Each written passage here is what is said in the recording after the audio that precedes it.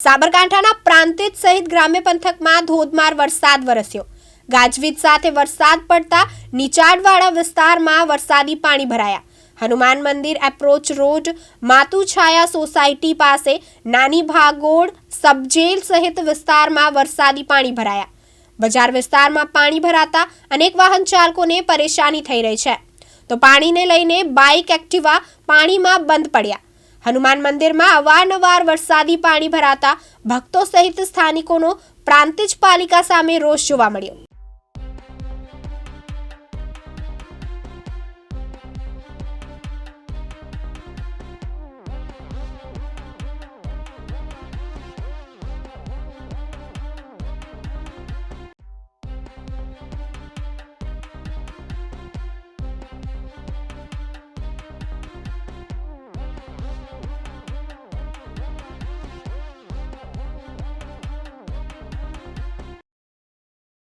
ઉમંગ રાવલ, દિવ્યાંગ ન્યૂઝ, પ્રાંતિજ, સાબરકાંઠા।